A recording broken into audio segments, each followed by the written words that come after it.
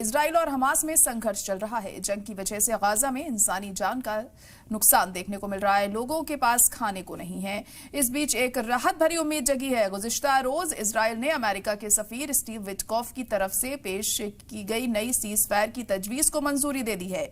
इस तजवीज में 60 दिनों के लिए सीज़फायर की बात की गई है।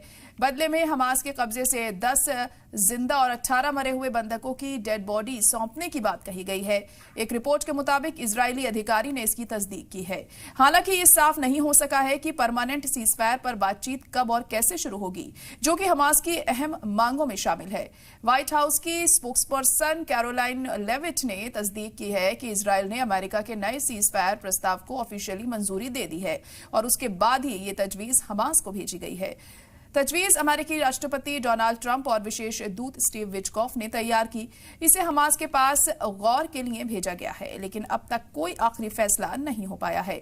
व्हाइट हाउस ब्रीफिंग में लेविट ने कहा, मैं तस्दीक कर सकती हूं कि सीज़फायर को लेकर बातचीत जारी है और हम उम्मीद करते हैं कि गाजा में जंगबंदी जल्द होगी ताकि हम सभी बंधकों को महफूज घर ला सकें।